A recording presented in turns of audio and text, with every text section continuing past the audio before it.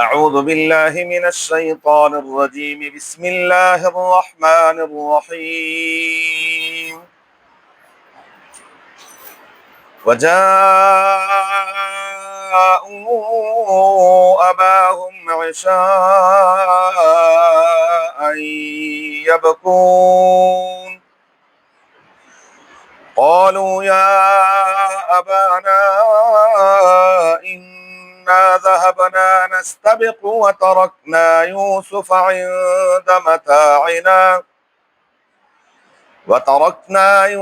عند متاعنا فأكله الذئب وما أنت بمؤمن لنا ولو كنا صادقين وجاءوا على قميصه بدم كذب قال بل سولت لكم أنفسكم أمرا فصبر جميل والله المستعان على ما تصفون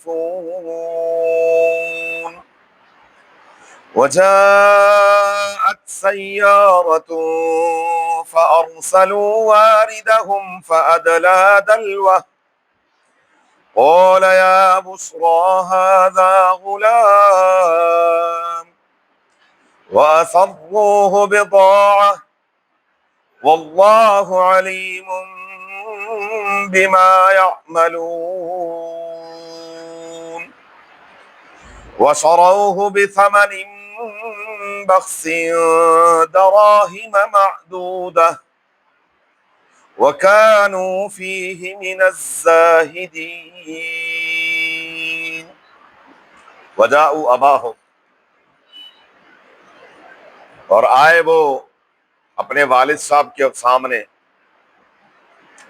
عشاء کے وقت یبکون وہ رو رہے تھے قالو کہنے لگے یا ابانا ابا جان انا ذهبنا نستبق ہم دوڑ لگا رہے تھے ایک دوسرے سے آگے نکلتے ہوئے یا تیر اندازی کر رہے تھے شکار کھیلتے ہوئے وَتَرَكْنَا يُوسُف اور ہم نے یوسف علیہ السلام کو چھوڑ دیا عند متاعنا اپنے سامان کے پاس فَأَكَلَهُ الذِّئْبُ پس ان کو بھیڑیا کھا گیا وَمَا أَنْتَ بِمُؤْمِنٍ لَنَا اور نہیں ہیں آپ ہماری تصدیق فرمانے والے وَلَوْ كُنَّا صَادِقِينَ اگرچہ ہم سچے ہوں وَجَاءُوا عَلَىٰ قَمِيصِهِ بِدَمٍ كَذِبٍ لے آئے یوسف علیہ السلام کی قمیص مبارک کو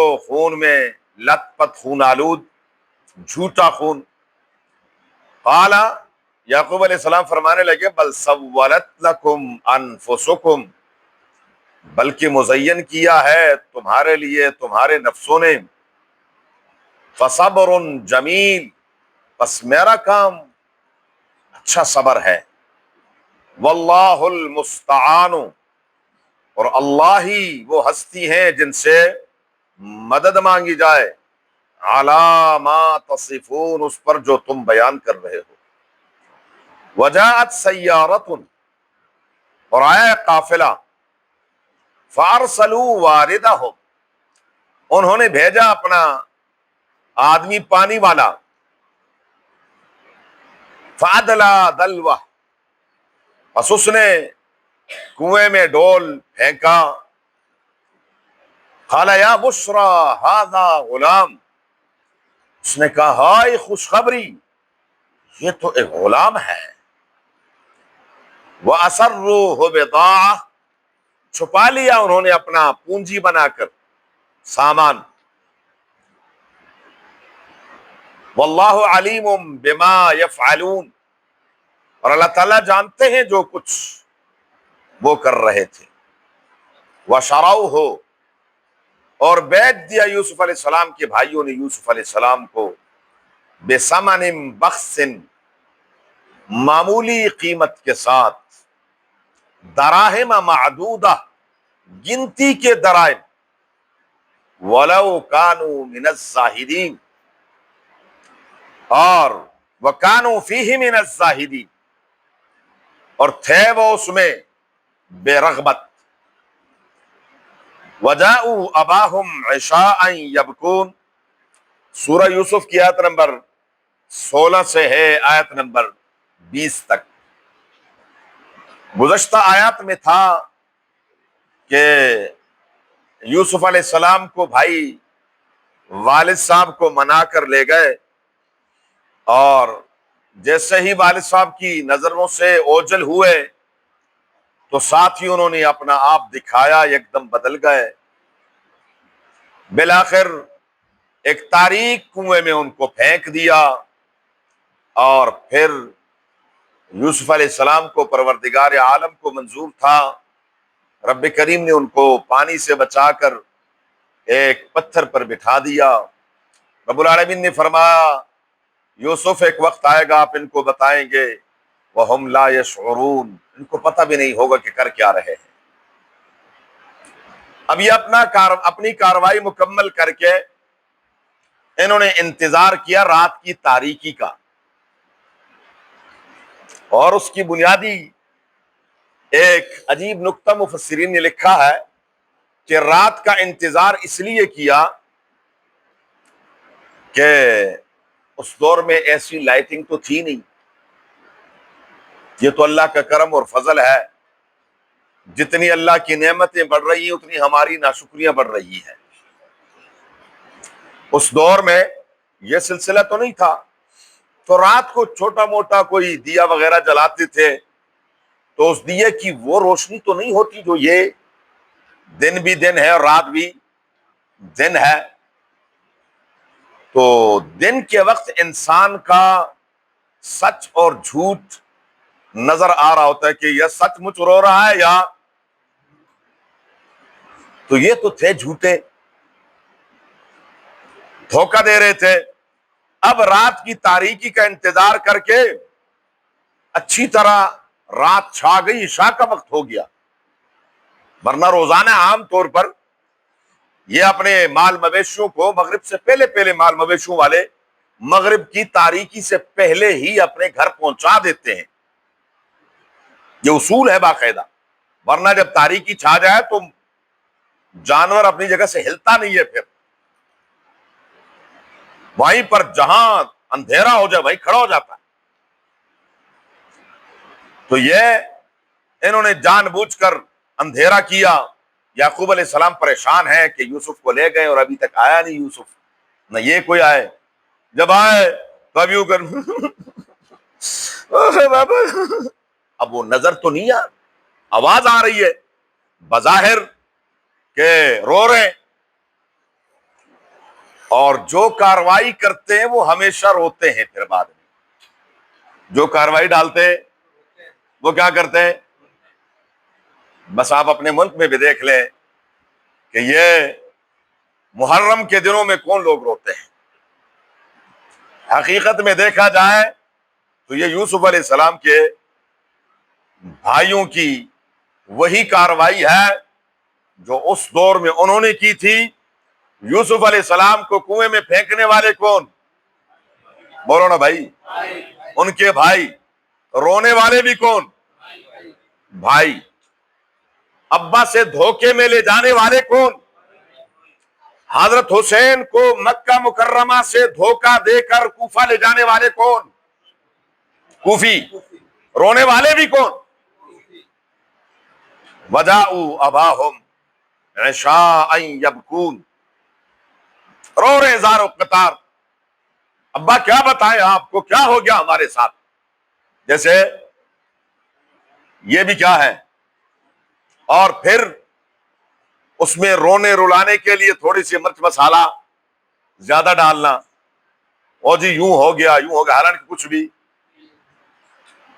اور کبھی کبھار جب ایک ہی بات بار بار بندہ کرتا ہے تو اس کا اثر کیا ہو جاتا ہے، اس لیے اپنا جھوٹ کیا کرتے ہیں، ہر سال نیا جھوٹ کرتے ہیں، ہر سال نیا جھوٹ کرتے ہیں۔ کبھی کہیں گے ہائے حضرت زہرا کو حضرت عمر نے دھکا دے کر ایسا گرایا کہ ان کا بچہ ضائع ہو گیا، تو وہ کون سا مسلمان ہے جس کا دل جگر پھٹ نہ جائے؟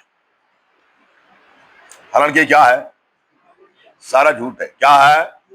بولے، یہ جھوٹ ہے۔ اس لیے جھوٹ ہے جاری شیر خدا جیسا خاوند ہو اور وہ اپنی بیوی کی حفاظت نہ کر سکے، کیسے ممکن ہے؟ لیکن لوگ بھی پتہ نہیں، جن کی حضرت لاہوری رحمت اللہ علیہ ہمارے دادا استاد عجیب جملہ فرمایا کرتے تھے، رب رسے مت خسے، رب رسے مت خسے۔ جب اللہ ناراض ہو جاتا ہے، ان کی مت ماری جاتی ہے، جس سے اللہ ناراض ہو جائے مت ماری جاتی ہے۔ اور یہ رب کریم وحدہ وا پروردگار ان اللہ علی کل شیء قدیر، جو رب فرعون کے گھر میں موسیٰ کو پال سکتا ہے، رب کریم اپنے محبوب صلی اللہ علیہ وسلم کے صحابہ کی شان میں گستاخی کرنے والوں کو دنیا میں سزا دیتا ہے، واہ پروردگار۔ جی یہ رب کیا کر رہے ہیں؟ یہ خود رب العالمین فرماتے ہیں اپنے ہاتھ سے تمہیں سزا نہ دے دوں، تم میرے محبوب کے صحابہ پر بھونکتے ہو، تبرہ کرتے ہو، تو رب العالمین فرماتے اب کیا کرو؟ اپنے آپ کو مارو، اپنے آپ کیا مارو۔ یہ مار پیٹ ویسے نہیں ہے، اور یہ دن بدن بڑھ رہی ہے، یہ بھی بتا دوں، یہ اور انشاءاللہ بڑھتی رہے گی انشاءاللہ۔ ہمیں اس سے غرض نہیں ہے، ہم صرف اتنا کہتے ہیں بدبخت ہو ہمیں تکلیف نہ دو، ہاں تم اگر تھک جاتے ہو تو آؤ ہم بسم اللہ کریں گے، تمہارے ساتھ تعاون کرنے کے لیے تیار ہیں، تعاون کرنے کے لیے اہل سنت والجماعت کے نوجوان تیار ہیں، ہمیں دو صحیح مارے تاکہ پتہ چلے کہ کسی نے کوئی مارا ہے۔ اللہ ان کے شر سے بچائے۔ یہ جھوٹا رونا ہے، یہ کیا ہے؟ جیسے یوسف علیہ السلام کے بھائی بھی کیا ہے؟ جھوٹا رو رہے، اور کیا کہا؟ یا ابانا، ابا جان، انا ذهبنا نستبق، ہم ذرا وہاں ایک دوسرے سے آگے نکلنے کی ریس لگا رہے تھے۔ نستبقو کا ایک معنی یہ ہے، اور ایک معنی یہ ہے کہ ہم شکار کے لیے جا رہے تھے، تو وَتَرَكْنَا يُوسُفَ عِنْدَ مَتَاعِنَا، ہمارا جو سامان تھا بعض اوقات جب بندہ جنگل میں چلا جاتا ہے تو چادر، بیسکوٹ وغیرہ، ٹوپی، کوئی اضافی چیز ہو تو اس کو ایک جگہ رکھ دیتے ہیں اور آگے پھر جاتے ہیں۔ تو جو ہم نے اپنا سامان وغیرہ رکھا ہوا تھا وہاں یوسف علیہ السلام کو ہم نے بٹھا دیا، فَأَكَلَهُ الذِّئْبُ، ایک بھیڑیا آیا اور اس نے یوسف علیہ السلام کو وہ کھا گیا۔ وَمَا أَنْتَ بِمُؤْمِنٍ لَنَا، جھوٹے کو پتا ہوتا ہے، جھوٹے کو پتا ہوتا ہے کہ میری بات کا، تو پہلے سے کہہ دیا وَمَا أَنْتَ بِمُؤْمِنٍ لَنَا، آپ ہماری تصدیق کرنے والے نہیں ہیں، وَلَوْ كُنَّا صَادِقِينَ، اگرچہ ہم سچے ہوئے تو جھوٹے ہیں تو کہاں تصدیق کرنی ہے پیغمبر نے۔ یعقوب علیہ السلام نے، اور ساتھ ساتھ انہوں نے یہ کیا وَجَاءُوا عَلَىٰ قَمِيصِهِ بِدَمٍ كَذِبٍ، ساتھ ساتھ انہوں نے کیا کیا؟ یوسف علیہ السلام کی جو قمیص مبارک تھی وہ ادھر اتار لی تھی، یوسف علیہ السلام سے قمیص اتار لی تھی انہوں نے، بغیر قمیص کے انہوں نے ڈول میں بٹھایا اور نیچے پھینک دیا کنویں میں۔ وہ ان کے لیے قمیص مبارک حضرت ابراہیم علیہ السلام کی آئی تھی، اور یہ وہی قمیص تھی انہوں نے اپنے پاس سنبھال کے رکھی تھی یوسف علیہ السلام نے، کہ جبریل امین نے قمیص عطا فرمائی تھی، وہ قمیص زیب تن تھی۔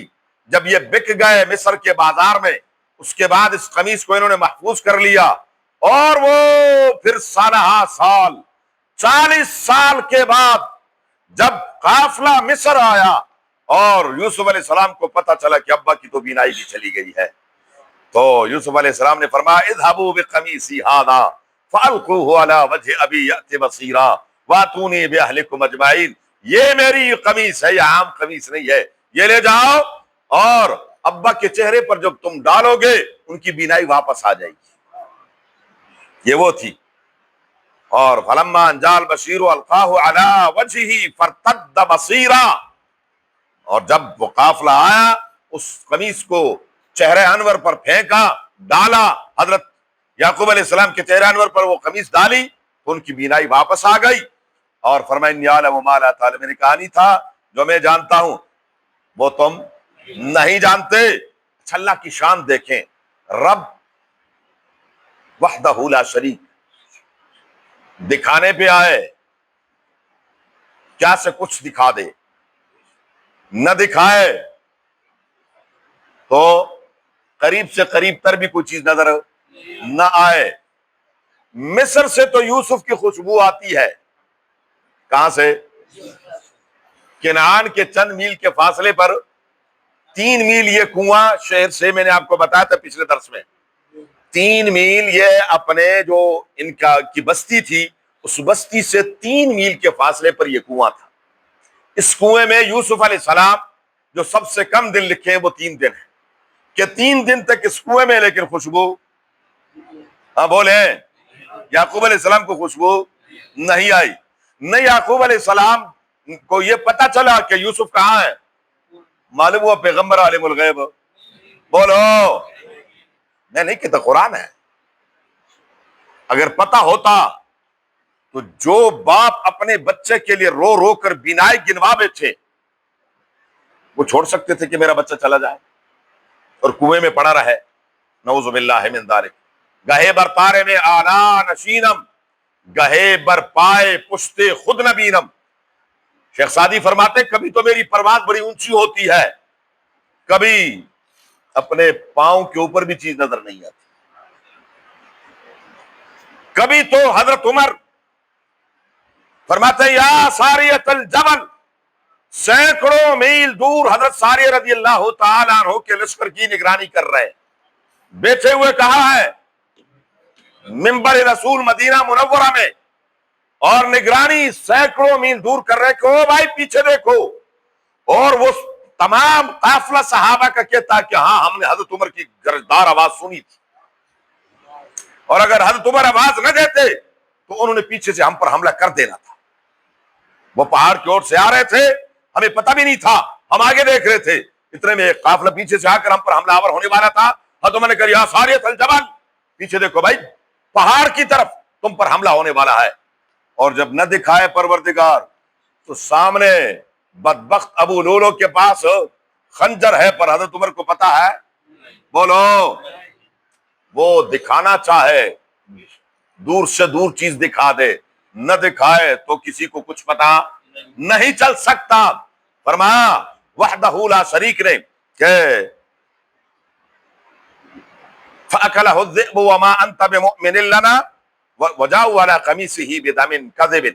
یہ قمیص لے آئے، میں نے وہ قمیص کی بات کی، یوسف علیہ السلام کی قمیص انہوں نے کوئی جانور وغیرہ ذبح کر کے اس کے خون میں لت پت کر کے لے، دیکھو ابا یہ دیکھو قمیص ہے، جیسے آج کل ان کے پاس بھی کیا ہوتے ہیں، ہاں کوئی لال کپڑے اور کوئی کچھ کپڑے اور کوئی کچھ کپڑے، خون آلود کپڑے، کہیں چھریاں ہیں، کہیں کچھ ہے، کہیں کچھ ہے۔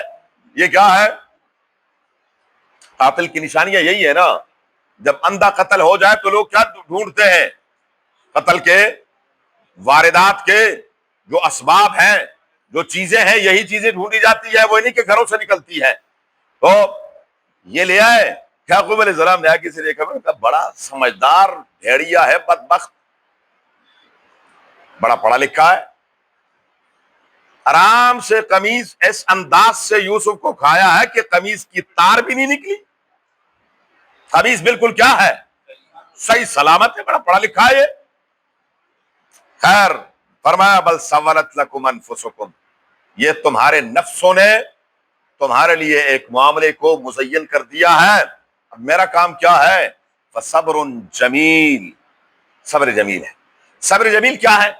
صبر جمیل یہ ہے میرے بھائیوں کہ مخلوق کے سامنے شکوہ نہ کیا جائے، صبر جمیل یہ ہے۔